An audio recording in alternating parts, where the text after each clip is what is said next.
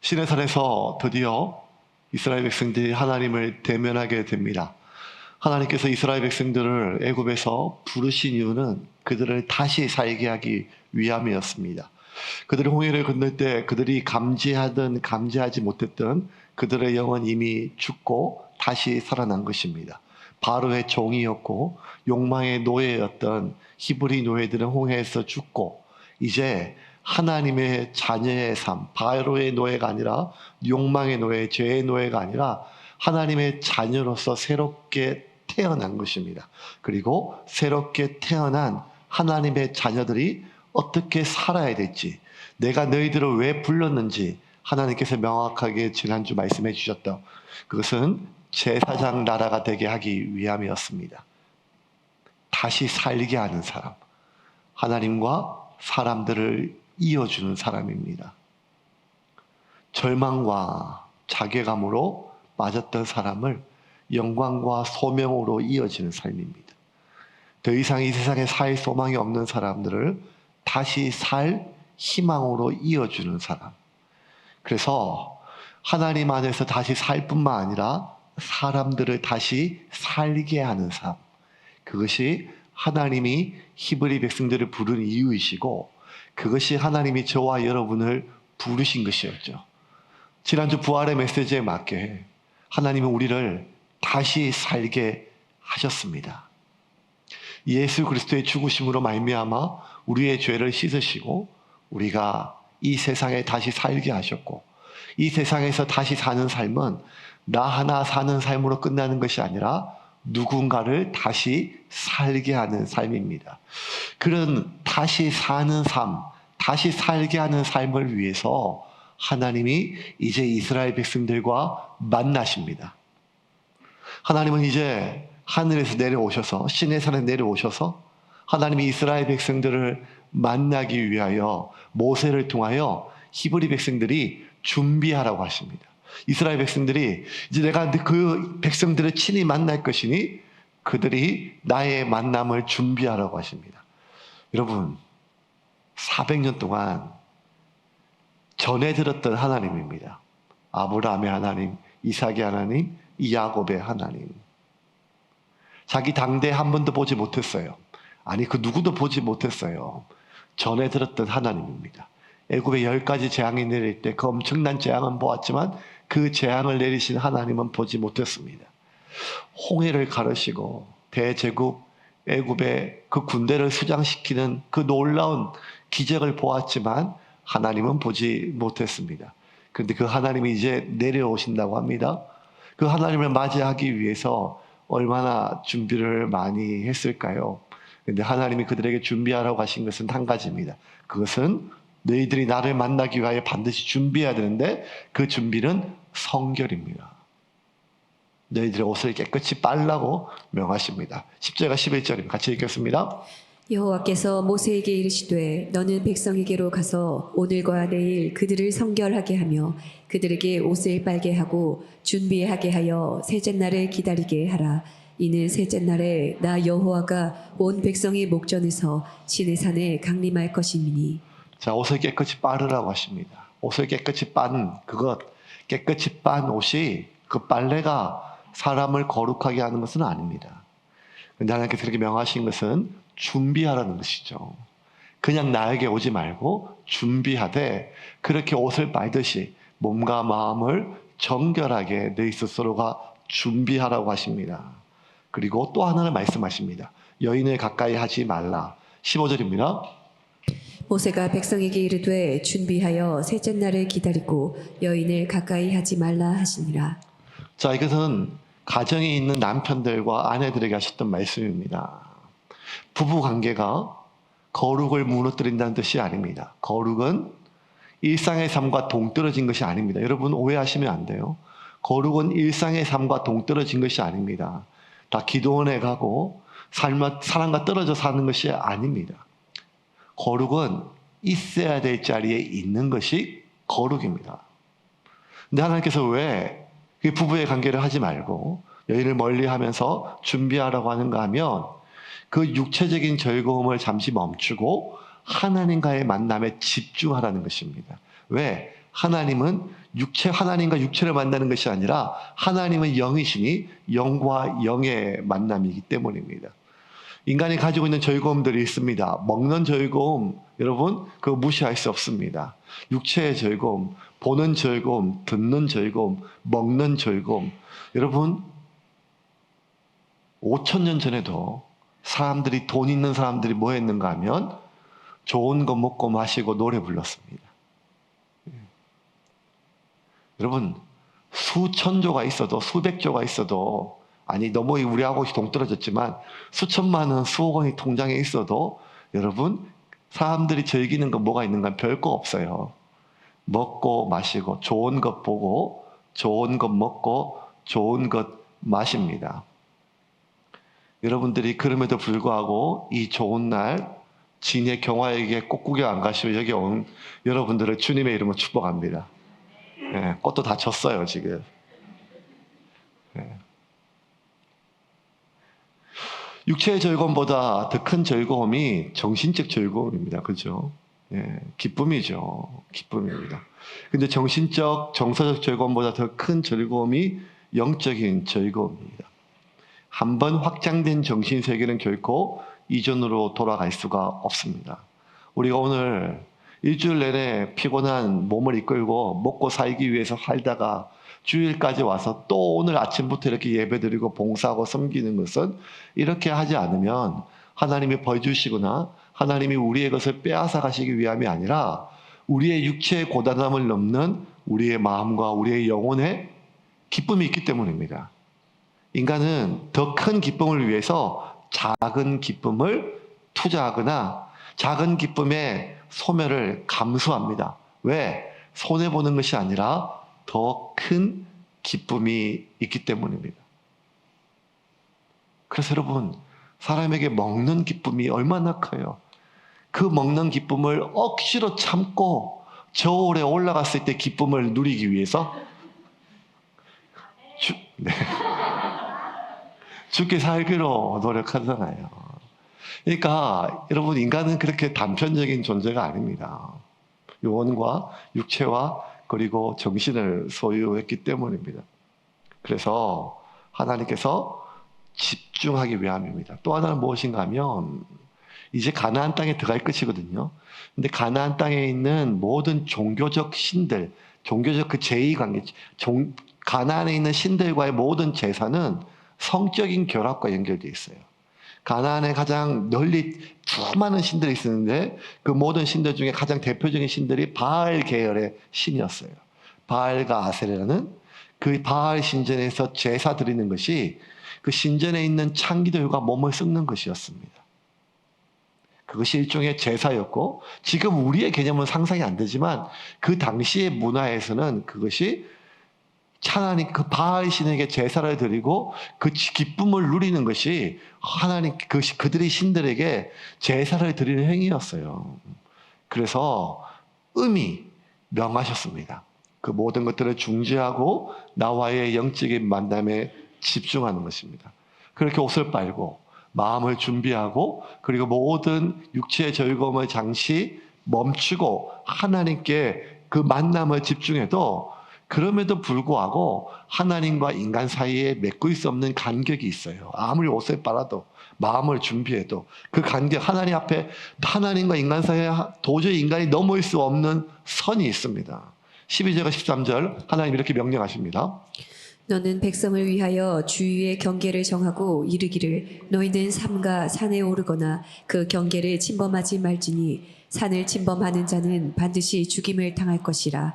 그런 자에게는 손을 대지 말고 돌로 쳐 죽이거나 화살로 쏘아 죽여야 하리니 짐승이나 사람을 막론하고 살아남지 못하리라 하고 나팔을 길게 불거든 산 앞에 이를 것이니라 하라.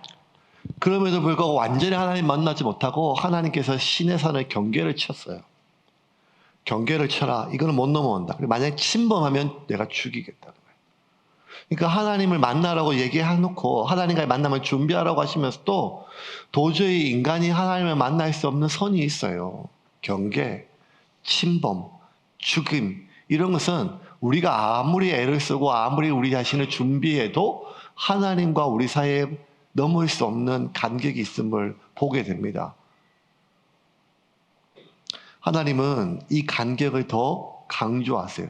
심지어 너희 중에 그동안 나의 제사를 집전했던 제사장 역할을 하던 사람들조차도 그나마 하나님과 나 여호와와 너희들 사이를 중재했던 그 제사장 역할을 했던 그 역할 제사장 사람들도 조심하지 않으면 죽을 것이다 라면서 그 간격을 더 강조하세요. 21절부터 24절입니다. 여호와께서 모세에게 이르시되 내려가서 백성을 경고하라. 백성이 밀고 들어와 나 여호와에게로 와서 보려고 하다가 많이 죽을까 하노라. 또 여호와에게 가까이 하는 제사장들에게 그 몸을 성결히 하게 하라. 나 여호와가 그들을 칠까 하노라. 모세가 여호와께 아뢰되 주께서 우리에게 명령하여 이르시기를 산 주위에 경계를 세워 산을 거룩하게 하라 하셨사온즉 백성이 신의 산에 오르지 못하리이다. 여호와께서 그에게 이르시되 가라 너는 내려가서 아론과 함께 올라오고 제사장들과 백성에게는 경계를 넘어 나 여호와에게로 올라오지 못하게 하라. 내가 그들을 칠까 하노라. 자, 이스라엘 백성이 하나님과의 첫 만남인데 제일 많이 반복되는 단어가 뭔가 하면 조심하라. 거룩한 것이니 경계를 지키라. 선을 넘지 마라. 침범하면 죽는다. 심지어 그 선을 넘어서 죽은 사람을 사람들이 만지지도 못하게 했어요. 그럼 그 사람들 죽는다. 조심해라. 제사장들도 조심해라. 내가 너희들을 칠까 걱정된다. 그러니까 얼마나 이스라엘 백성들이 두렵겠어요. 그걸 무엇으로 말씀하시는가 하면 모세를 통해 말씀하시고 또 천둥 속에서 번개 속에서 그렇게 말씀을 하세요. 그러니 처음으로 하나님을 대면하는 이스라엘 백성들이 갖는 그 두려움은 상상을 못하죠. 왜? 실제로 지난 10가지 재앙을 통해서 하나님이 어떻게 그 애굽 사람들이 죽게 하시는 걸 봤거든요. 그러니 이거는 빈말이 아니라는 거예요. 실제적인 문제예요. 그 공포 속에 압도돼요. 하나님 왜 이렇게 하실까? 내가 너희를 만나겠다. 만남을 준비하라고 하시는데 그 준비의 모든 과정은 하나님과의 만남이 아니라 하나님과의 거리감이 더 느껴져요. 도저히 메꿀 수가 없어요. 여러분, 이것은 하나님과 죄를 가진 인간 사이에 실제로 가지고 있는 현실입니다. 하나님이 아담 이후로 타락한 모든 인간, 하나님이 그렇게 하신 것이 아니라 아담의 자손으로서 죄를 가지고 태어난 모든 피조물들은 죄는 거룩하신 하나님과 공존할 수 없어요. 이거는 이해의 문제, 도저히 이해가 안 된다. 왜 하나님 이렇게 하시지? 동의의 문제, 이해의 문제, 공감의 문제가 아니라 존재의 문제예요. 눈은 불하고 같이 공존할 수가 없어요. 얼음은 끓는 물과 같이 공존할 수가 없어요. 공존의 문제예요. 존재의 문제예요. 죄는 거룩하신 하나님 앞에 소멸돼요. 소멸. 그런데 이미 죄를 가지고 있는 인간은 하나님과 같이 공존할 수가 없는 문제입니다.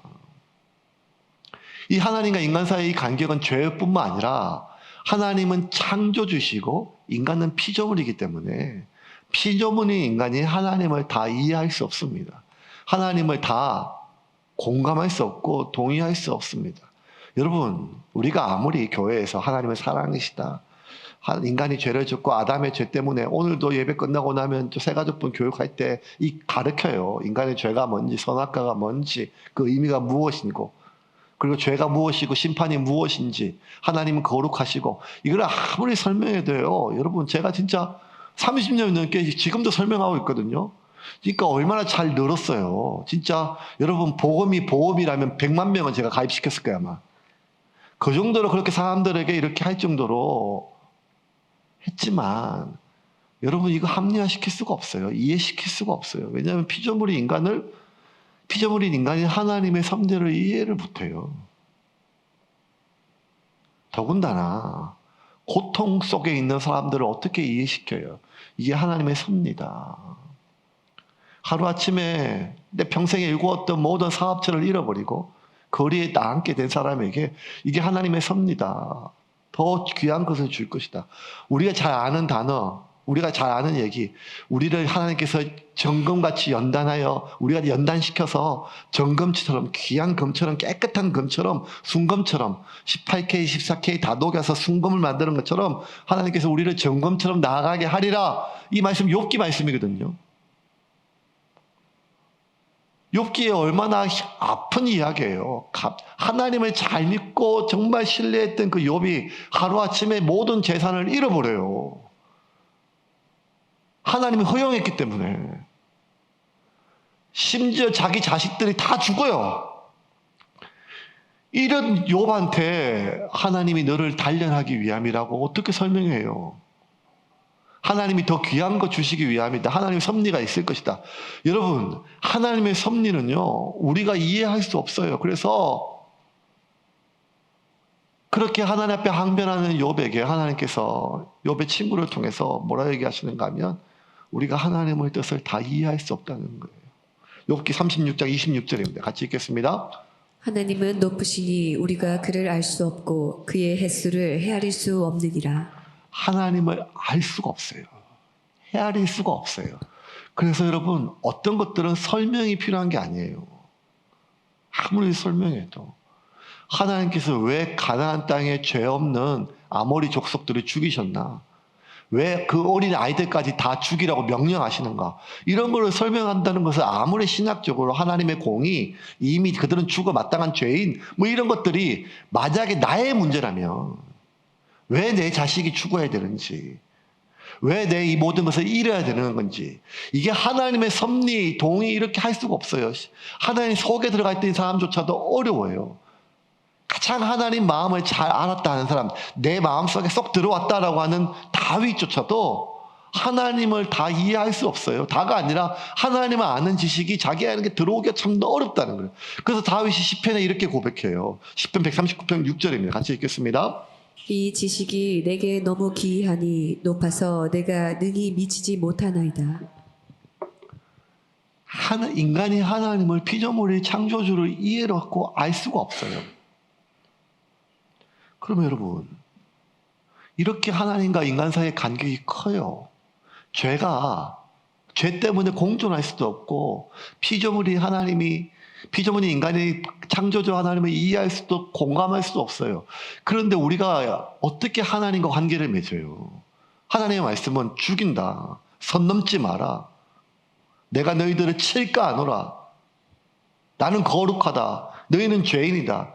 이렇게 말씀하시는 하나님 앞에 인간들이 어떻게 하나님과 그 간격을, 그 긴 죄인과 거룩하신 하나님과의 간격, 피조물과 창조주의 그 긴 간격을 어떻게 메꿀 수가 있어요? 못 메꿔요. 그런데 여러분, 그럼에도 불구하고 인간이 하나님과, 이스라엘 백성들이 하나님과 관계를 맺을 수 있는 이유는 인간이 메꿀 수 없는 간격을 하나님이 메꾸시기 때문이에요. 그 첫 번째가 무엇인가 하면 우리가 아무리 옷을 빨고 마음을 빨고 정결하게 해도 메꿀 수 없는 그 간격을 하나님이 메꾸시기 위해서 하나님이 인간에게 내려오셨어요. 그래서 오늘 본문에 보면 이스라엘 백성들이 하나님께 나아가는 것이 아니라 하나님이 이스라엘 백성에게 강림이란 단어를 썼어요. 11절 같이 읽겠습니다. 준비하게 하여 셋째 날을 기다리게 하라. 이는 셋째 날에 나 여호와가 온 백성의 목전에서 시내 산에 강림할 것이니. 하나님이 인간에게 내려오셨어요. 그리고 하나님이 인간에게 이렇게 내려오신 것을 성경은 뭐라고 하는가 하면 그게 인간을 향한 하나님의 사랑이라는 거예요. 하나님이 사랑으로 그 간격을 메꾸셨어요. 거룩함으로 메꾸신 것이 아니라, 그들의 정결함으로 메꾸신 것이 아니라 하나님의 사랑으로 인간과 하나님, 죄인과 거룩한 하나님, 그리고 피조물과 하나님의 관계를 사랑으로. 성경에 보면 예수님의 사도 중에 사랑의 사도라고 별명이 붙었던 사도 요한이 있어요. 예수님의 제자 중에. 사도 요한이 가장 많이 예수님께 사랑을 받았던 사람이고, 그가 썼던 모든 이 복음서와 또 요한 서신들은 하나님의 사랑에 대해서 그 누구보다 깊이 있게 얘기해요. 그런데 그 사랑의 사도, 하나님에 대한 사랑, 인간에 대한 하나님의 사랑에 대해서 누구보다 깊이 있게 깨달았던 사도 요한이 인간을 사랑하시는 하나님의 사랑의 첫 번째가 하나님이 인간에게 내려온 것 자체가 가장 큰 사랑이라는 거예요. 그래서 요한 1서에 이 사도 요한은 이렇게 적습니다. 요한 1서 4장 10절입니다. 같이 읽겠습니다.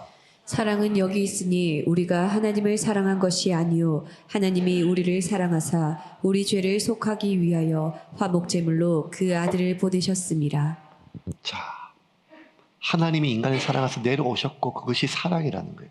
여러분 이게 지난주에 말씀드린 것처럼 지금 오늘 이후부터 19장부터 출애굽기 19장부터 출애굽기 20, 21, 22, 23 쭉 해서 40장까지 그리고 레위기 1장부터 27장까지 그리고 민수기 1장부터 10장까지 모세 오경의 3분의 2에 해당하는 이 많은 부분들이 단 1년 동안 시내산 아래에서 하나님이 이스라엘 백성들에게 하셨던 내용에 대한 기록이에요. 그러면 가장 중요한 기록이란 말이에요. 그럼 이 모든 기록은 뭔가 하면 너희가 내 백성으로 살기 위해서 이렇게 살아야 된다는 거예요. 그러면 여러분 이게 가장 중요해요. 이 말씀을 우리가 큰 틀에서 성결의 기준으로 옷을 빠는 기준으로 이렇게 하면 너희가 죽지 않고 이렇게 하지 않으면 죽는다. 이렇게 성결과 거룩의 개념, 하나님께서 거룩하신 하나님이 죄 많은 우리를 이것을 지키면 살려주시고 지키지 않으면 죽이신다 라고 하는 법의 개념으로 보면 성경의 구약의 모세오경의 절반이 날아가요. 십계명부터 시작해서 이거는 거룩 법의 개념이 아니라 하나님이 인간을 만나는 방법은 이런 법을 정하고 이 법을 지키면 내가 만나주고 이 법을 지키지 않으면 내가 죽이겠다는 것이 아니라 하나님과 인간의 모든 관계를 메운 것은 이 법을 지킨 것이 아니라 우리가 옷을 빨고 마음을 빨고 거룩하게 한 것이 아니라 우리를 사랑하시는 하나님의 사랑만이 간격을 메웠다는 거예요. 이 하나님의 사랑을 이해하지 못하면 이후에 펼쳐지는 출애굽기 19장부터 민수기 10장까지 있는 구약 모세오경의 3분의 2에 되는 모든 하나님의 말씀과 명령들은 우리가 도저히 이해할 수가 없어요. 제가 아무리 목사가 합리화를 하고 그건 하나님의 공의야, 하나님의 뜻이야, 우리를 연단시키는 것이야, 하나님의 정의야 이렇게 설명을 해도 지금 이 순간에도 가자 지구에 3만 명이 넘는 아이들과 여자들이 죽는 폭격이 이루어지고 있는 이 땅 시기에 히브리 백성들이 정하는 그러한 그 전쟁들 속에서 우리가 그것을 설명하고 이해시킨다고 알 수 있는 게 아니에요. 왜냐하면 하나님의 섭리와 하나님의 모든 것들은 우리가 그것이 우리 편이고 아니고 이렇게 정할 수 있는 게 아니에요. 하나님의 뜻은 몰라요. 이해할 수가 없어요. 공감이 안 돼요. 동의가 안 돼요. 출애굽 이후로 지난 5,500년 동안 하나님의 백성들이 하나님께 가장 많이 했던 말, 그 단어 하나를 뽑으라면 한 단어예요. 그게 뭔가 하면 아멘이란 단어예요. 지난 5,500년 동안 얼마나 많은 하나님의 백성들이 입만 열면 아멘이었어요. 아멘이란 뜻은 그 아멘이란 단어의 뜻은 네, 그렇습니다. 그 말이 옳습니다. 그 말이 맞습니다. 이런 뜻이에요. 지난 5,500년 동안 가장 하나님의 백성들이 입으로 내뱉은 단어는 아멘이에요. 그런데 여러분, 지난 5,500년 동안 하나님의 백성들이 입이 아니라 마음으로 외쳤던 가장 많은 단어는 아멘이 아니라 하나님 왜예요? 하나님 왜 저에게 이러십니까? 하나님 그거 다 가져가셔야 됩니까? 하나님 무엇 때문에 그렇게 하셨습니까? 아니 왜 허용하셨습니까? 하나님 왜요? 하나님 왜요? 믿지 않는 가족들을 위해서 부모님을 위해서 그렇게 눈물로 기도했는데 내가 평생을 그렇게 일궈왔던 사업인데 내가 이 가정 지키려고 내가 우리 자녀들 키우려고 믿음으로 키우려고 수많은 과정들 속에서 삶의 많은 것들이 내가 죄악 가운데 빠져서 넘어진 것도 있지만 어떻게든지 기도하고 하나님 말씀 붙들려고 살려고 노력하고 하나님께 기도하는데 내 속에 들어오는 많은 것들은 네, 아멘입니다 보다 어쩌면 더 많은 울부짖음이 뭔가 하면 하나님 왜라는 거예요. 꼭 그렇게 하셔야 되는 거예요. 그 왜라는 질문은요, 홍해를 건넌 출애굽기 지금 시내산 오기 전까지 3개월 동안 히브리 백성들이 제일 많이 했던 단어예요.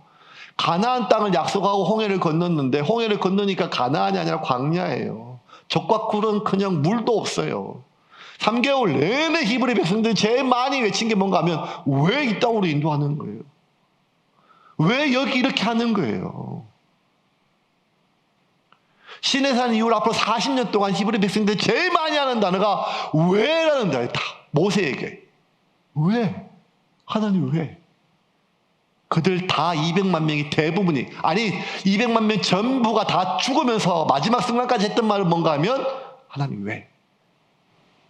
왜 우리에게? 이러려고 우리를 부르셨습니까? 예수님 오신 뒤에 2000년 동안 히브리 백성들이, 아니 이 땅에 있는 모든 그리스도인들이 예수 그리스도를 영접하고 죄와 사망의 권세를 이기고 구원받았다 하고 내가 세상을 이겼노라 담대하라 라고 하신 말씀을 믿었음에도 불구하고 그 세상을 이기신 예수님이 내 안에 있는데 나는 카타콤에서, 그 지하 감옥에서, 동굴에서, 그 원형 경계장에서 내 새끼, 내 자식 하나 지키지 못한 채 짐승에게 찢기는 것을 보면서도 그들이 했던 많은 질문들 하나님 왜라는 거예요. 왜? 아멘이 아니라. 그래서 어쩌면 하나님과 인간 사이의 가장 깊은 간격은 하나님 왜라는 거예요. 이 고통이. 하나님도 이번에도 응답해 주셔서 감사합니다라고 하는 간증하고 은혜를 나누는 사람들은 교회에서 강단에서 그렇게 하나님이 이렇게 하셨습니다. 응답해 주셨습니다. 하나님이 하셨습니다라고 많이 하지만 실상 우리의 일상의 삶 가운데는 네 그렇습니다 아멘 보다는 하나님 왜가 더 많다는 것. 그리고 이 왜라고 하는 질문은 아무런 개념 없이 그냥 살아가는 사람이 아니라 어떻게든지 하나님께 붙들고 하나님 살려주세요, 살려주세요, 살려주세요.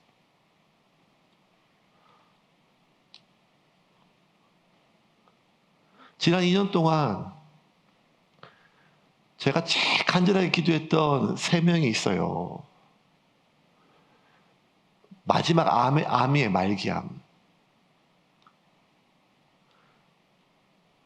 저는 계속 눈으로 보잖아요. 제일 많이 했던 기도가 하나님 왜요, 왜? 근데 만약 제가 목양하는 영혼도 그렇지만 제 자식이 그렇다면, 근데 자식이 그렇게 말라가는 것을 지켜보는 부모들 있잖아요, 기도하면서.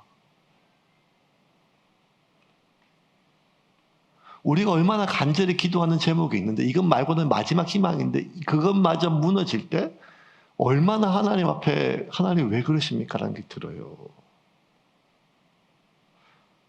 하나님 이해가 안 돼요. 근데 이런 하나님을 우리가 어떻게 믿고 신뢰할 수 있는가?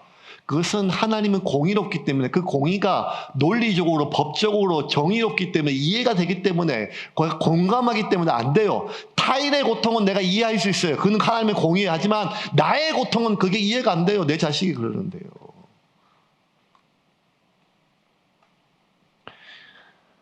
한 3년 전에 코로나가 한참 심할 때 부산에서, 그때 제 기억이 2020년도 10월 달이에요. 10월 30일 날 부산에 제일 좋은 호텔이 있죠. 해운대 롯데 시그널 호텔이 있어요. 특급 호텔이에요.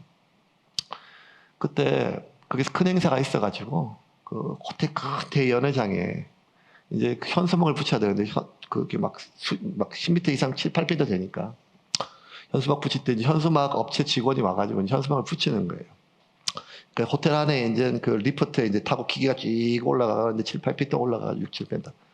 39살 청년이 그 붙이다가 그 리프트가 기울어 넘어져가지고 떨어졌어요. 39살 청년이. 급하게 막 119 실어가지고 병원에 갔어요. 병원에 가가지고 이제 가족들도 오는데 제일 먼저 달려온 사람 중에 가족 중에 한 명이 2살 많은 형이 부산대 양산 부산대 병원의 흉부외과 교수예요. 그 형이 와가지고 그래서 얼마나 교수니까 부산이니까 자기가 동원할 수 있는 거 다 썼잖아요. 그런데 그 동생을 못 살려요. 부모는 그 맞이 공부시킬 때 있는 것 없는 거 다 시키면서 어떻게든지 해, 뭐 하여간 했는데 막상 자기 동생이 그렇게 되는데 뭐 열흘 동안 다 했는데 못 살아요. 머리가 너무 많이 다쳐고 이미 다. 한 일주일쯤 지났을 때 8일쯤 되는 날 형이 어머니에게 얘기를 해요. 어머니, 동생은 이제 못 깨어난다. 그게 의사 말이에요. 그리고 자기 아들 말이에요. 큰아들이 둘째 아들한테 그렇게 얘기를 해요. 그게 뭐라 얘기하는가 하면 끔찍한 얘기를 해요. 이제 뇌는 다 끝이 났는데 엄마. 장기 기증이라도 합시다. 그 얘기를 할 수 있는 상황이 아닌데 흉부외과 전문이라서 이 형이 제일 많이 하는 게 폐 이식 수술이에요. 그러니까 얼마나 많은 장기들 이식을 해야겠어요. 그런데 자기가 이렇게 의사가 되고 그렇게 이제 정작 내 동생 하나 살리지 못하는 건 얼마나 자괴감이 되겠어요. 근데 이거를 엄마한테 어떻게 얘기를 해요? 그래도 의사죠. 귀한 의사죠.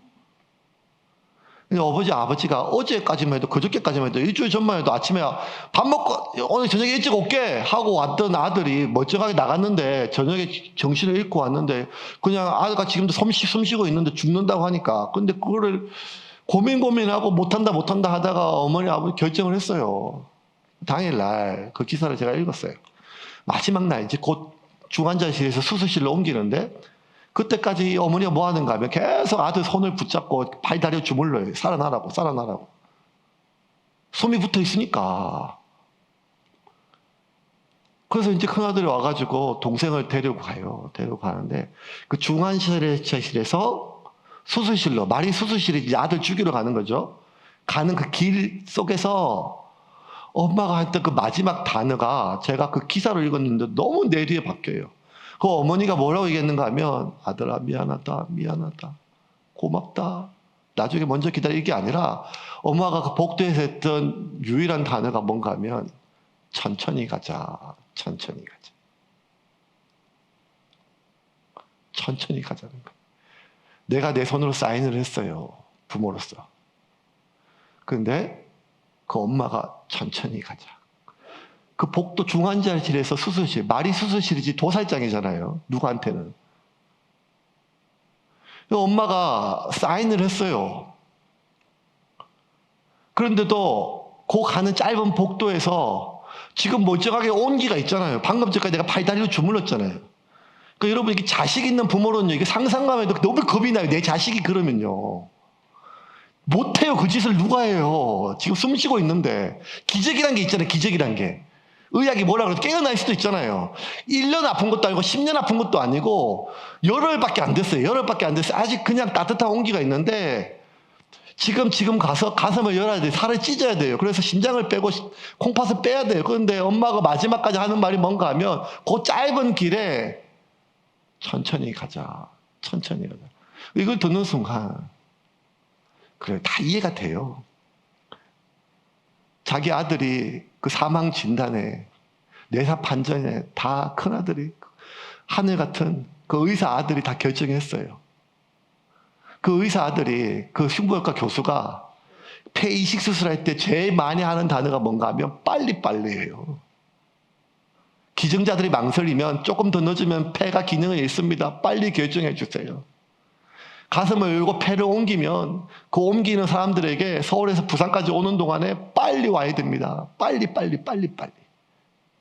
그런데 그 형이 정작 지금까지 수많은 죽음들을 목격했어요. 그래도 의사로서 사명감으로 헛된 죽음이 아니고 사람을 살리는 죽음이다. 그래서 장기 기증을 독려하고 그리고 빨리 해달라고 하고 그렇게 할 수 있었던 것은 지금 보니까 자기는 사명감인 줄 알았는데 자기가 깨달은 거예요. 뭔가 하면 그 남의 죽음이라서 그래요. 내 동생의 가슴을 잘라야 될 순간이 되니까 이 형도 그렇게 수많은 그 이식 수술에 빨리가 입에 붙었던 형이 뭐라 했는가 하면 엄마와 같이 천천히 갑시다. 왜? 내 죽음이니까요. 내 가족의 죽음이니까요. 남의 자식 살리자겠다고 살아있는 내 자식의 몸을 어떻게 찢어요? 비록 의식은 없지만. 근데 하나님이 그걸 하셨거든요.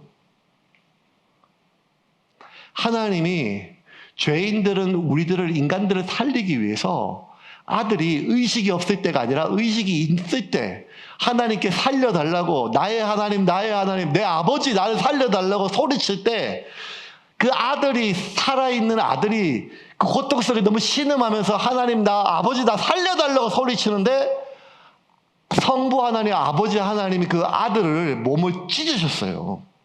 그런데 이게 그래봤자 남의 죽음인 거예요. 우리가 2000년 전의 일이니까, 얼굴도 못 봤으니까, 인간의 일이 아니라 신들의 일이니까. 그런데 이게 누군가한테는 나의 일이 되는 사람이 있어요. 지금 이 순간 나의 일이 되는 사람이 있어요. 나를 위하여 하나님이 아들의 몸을 찢으신 것이 지금 나의 일이 되고, 그 아버지의 마음이, 그 아버지의 사랑이, 그 예수님의 사랑이 지금 내가 경험되는 사람이 있단 말이에요. 그걸 가능케 하는 게, 2000년 전의 일이 지금 우리에게 가능케 하는 게 성령의 역사란 말이에요. 그 시간을 뚫고 온단 말이에요. 단지 어떤 이런 자극적인 얘기를, 소재를 사용해서 우리의 감정을 적시고 눈물을 빼고 이렇게 하는 게 아니라, 전혀 상관없이 보이는 지구 반대편에 히브리 백성, 이스라엘 백성들의 그 한 젊은 청년의 죽음이 그냥 나와 상관없는 죽음이 아니라, 교리적인 일이 아니라 지금 이 순간 나를 위하여 살을 찢으신 하나님의 아들의 사랑이 느껴진다는 거예요. 그래서 하나님이 하셨던 수많은 일들, 하나님의 말씀, 그 많은 것들이 대부분 정말 이해가 안 되고 동의할 수 없고 공감할 수 없지만, 그럼에도 불구하고 그 무서운 하나님이 나를 사랑한다는 것이 내가 공감이 안 되고 이해가 안 되지만, 그 하나님이 자기 아들의 몸을, 나를 위하여 살아있는 아들의 몸을 찢으신 것을 보고 나에 대한 하나님의 사랑을 확신한다는 거예요. 그게 바울의 말이에요. 그래서 바울이 로마에 있는 교회에 보내는 편지에 로마서 5장 8절에 이렇게 적었어요. 같이 읽겠습니다. 우리가 아직 죄인 되었을 때에 그리스도께서 우리를 위하여 죽으심으로 하나님께서 우리에 대한 자기의 사랑을 확증하셨느니라. 우리가 아직 죄인 되었을 때 그리스도께서 우리를 위하여 죽으심으로 하나님께서 우리에 대한 자기의 사랑을 확정하시느니라. 내가 확신한다는 거예요. 하나님 날 사랑한다는 거. 뭐 때문에? 그 하나님 두렵다는 거예요. 하나님의 공의가 내가 이해 안 된다는 거예요. 왜 인간이 죄 때문에 죽어야 하는지, 지옥 가야 되는지 이해가 안 되고 동의할 수 없다는 거예요. 하나님의 수많은 섭리, 내 인생에 왜 이런 일이 생기고 저 사람의 삶에 왜 저런 하나님이 사랑이시고 공의롭고 정의롭고 모든 것을 하나님께서 주관하신다면 왜 인생에 지금 지구촌에 이런 말도 안 되는 비극들이 왜 계속 일어나고, 하나님이 직접 그렇게 행하지 않는다 할지라도 왜 하나님이 허용하시는가? 수많은 의혹들이, 질문들이 하나님 왜? 라고 막 터져 나오는데, 바울도 마찬가지인데, 그래서 하나님이 나를 사랑한다는 게 내가 확신할 수 없는데, 내가 그럼에도 불구하고 하나님이 나를 사랑하신다는 것이 온몸으로, 온 정신으로, 온 영혼으로 확신할 수 있는 것은 무엇인가 하면, 죄인들을 살리기 위하여 살아있는 아들의 몸을 찢으신 것을 믿어지는 거예요. 그게 나 때문에 그랬다는 게 믿어지는 거예요. 그 믿어지는 게 성령께서 하시는 거거든요. 그래서 나에 대한 하나님의 사랑을 확신한다는 거예요. 이게 지난 2000년 동안 일반 상식적인 눈으로 봤을 때 정말 말도 안 되는 이야기가 많아 보이고, 이런 하나님의 처신에 대해서, 결정에 대해서 동의할 수 없고 이해할 수 없고 공감할 수 없는 수많은 사람들이 하나님을 나의 아버지로 믿고 그 하나님의 말씀을 순종할 수 있었던 이유가 무엇인가 하면 사랑이에요. 사랑. 하나님의 공의, 하나님의 정의, 하나님의 거룩, 우리의 정결, 우리의 성결, 우리의 노력이 아니라 하나님이 나를 이처럼 사랑하신다는 거예요. 그리고 그것을 믿게 하는 것이 성령의 역사라는 거예요. 이제 말씀을 정리하겠습니다. 여러분, 하나님 우리에게 하셨던 그 수많은 말씀들을 우리가 따라가는 것을 순종이라 그래요. 오늘 이 본문 이후로 하나님은 엄청나게 많은 분량의 말씀들이 모세를 통하여 히브리 백성들에게 쏟아져요. 그 말씀들을 히브리 백성들은 순종해야 돼요. 그런데 그 순종하는 것이 그렇게 말씀을 지키지 않으면 내가 죽기 때문에, 내가 벌받기 때문에, 하나님의 분노 때문에, 그렇다면 우리는 아직도 성경 모세오경의 절반을 잃어버린 것과 똑같아요. 하나님은 그렇게 겁을 주고 이 말씀을 지키면 내가 살려주고 이 말씀을 지키지 않으면 내가 너를 버리겠다는 것이 아니라 하나님은 구약이든 신약이든 동일하세요. 내가 너희를 사랑한다는 거예요. 사랑한다. 그리고 그 사랑을 우리가 확신할 수 있는 것이 하나님에 대한, 우리에 대한 하나님의 오래 참으시고 우리를 사랑하신다는 거예요. 때로는 우리가 거룩하지 못하다 할지라도, 때로는 우리가 우리의 성결을 무너뜨리고, 때로는 우리가 하나님의 거룩함을 침범하고, 때로는 우리가 하나님의 섭리가 아니라 내 욕망 속에 여전히 있다 할지라도 하나님에 대한 태도는, 나의 태도는 맨날 변하지만 나에 대한 하나님의 태도는 조금 더 변함이 없다는 거예요. 그래서 예수님께서 마지막 십자가에 달리기 전에 예수님께서 마지막 제자들을 만나셨을 때 자기를 팔기 위하여 가룟 유다가 다가올 때 예수님이 하셨던 마지막 말씀은 요한복음 13장 1절의 말씀이에요. 같이 한번 읽겠습니다. 6월절 전에 예수께서 자기가 세상을 떠나 아버지께로 돌아가실 때가 이른 줄 아시고 세상에 있는 자기 사람들을 사랑하시되 끝까지 사랑하시니라. 2절이 뭔가 하면 마귀가 가룟 유다의 마음속에 예수를 팔 생각을 넣었더라요. 2절이. 지금 예수님은 자기에게 다가오는 베드로가 자기를 3번 부인할 걸 아셔요. 지금 자기에게 다가오는 가룟 유다가 자기를 팔아는 게 것을 아세요. 그런데 그걸 다 아시는 그 예수님께서 마지막까지 가지고 있는 생각은 무엇이고 마지막까지 내뱉은 말씀은 무엇인가 하면 예수님께서 제자를 사랑하시되 끝까지 사랑하십니다. 거룩할 때든 거룩을 잃어버렸을 때든 예수님을 따르기 위하여 모든 것을 포기하고 쫓을 때나 아니면 예수님을 버리고 떠났을 때나 예수님에 대한 제자들의 태도는 늘 변하였지만 그 제자들에 대한 예수님의 태도는 하나밖에 없어요. 그게 뭔가 하면 사랑이라는 거예요. 그래서 우리가 하나님을 신뢰하는 거예요. 하나님의 뜻과 섭리를 다 이해하기 때문이 아니에요. 나에 대한 하나님의 그 모든 인도하심을 내가 다 동의하기 때문이 아니에요. 오히려 하나님 왜? 라고 하는 질문이 더 많아요. 하지만 그럼에도 불구하고 나에 대한 하나님의 사랑을 내가 확신하기 때문에 하나님의 말씀을 순종하는 거예요. 그 하나님을 신뢰하기 때문에. 그 명령을 어기면 벌받기 때문이 아니라 나에 대한 하나님의 마음을 우리가 확신하기 때문에 그 하나님을 신뢰하기 때문에 우리가 하나님의 말씀에 순종하는 거예요. 그것을 성경에서는 믿음이라고 하는 거예요. 벌받기 때문에 죽을까봐 하나님의 말씀을 믿는 것이 아니라 순종하는 것이 아니라 나에 대한 하나님의 마음을, 나에 대한 하나님의 사랑을 확신하기 때문에 그 하나님의 말씀에 순종하는 것, 그것을 성경은 믿음이라 얘기하는 거예요. 그래서 구약이든 신약이든 하나님은 인간을 사랑하고 인간은 하나님을 신뢰함으로 믿음으로 관계를 맺는 것입니다. 사랑하는 여러분, 지금 여러분의 어떤 삶은 하나님은 왜 이러십니까?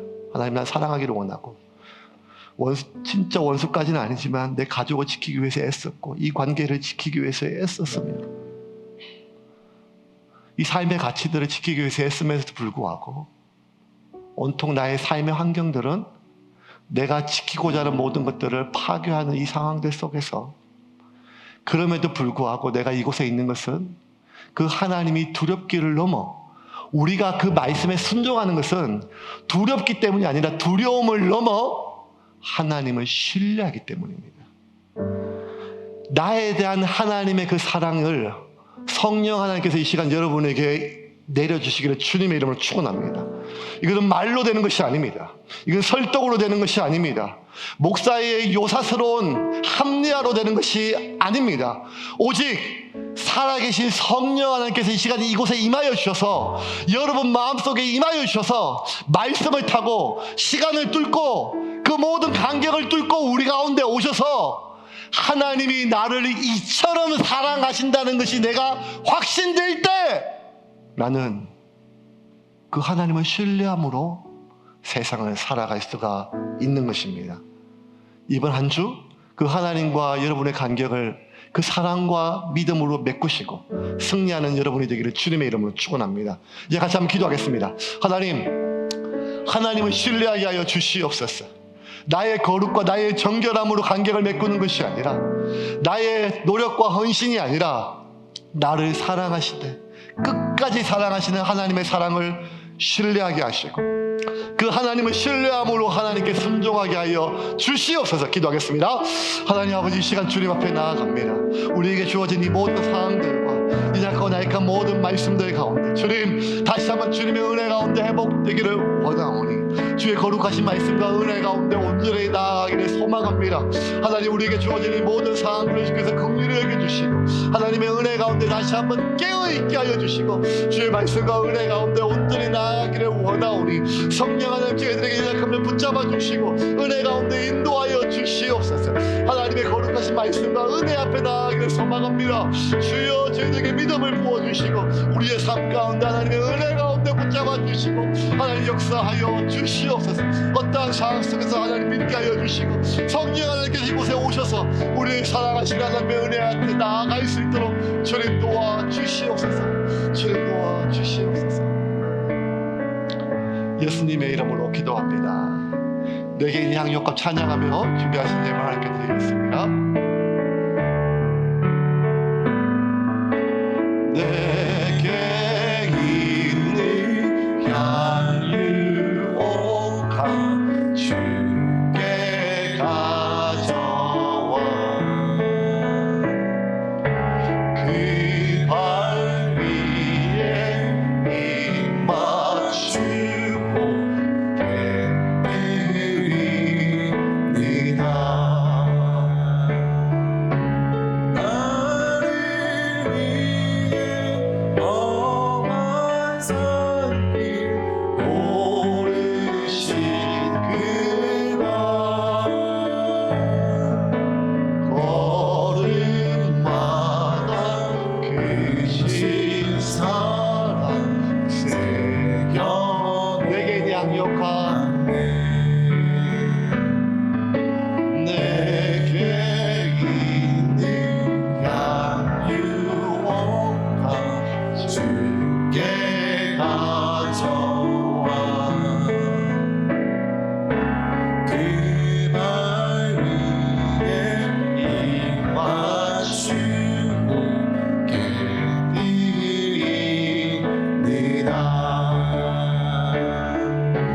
나를 위해 십자가에 달리신 그만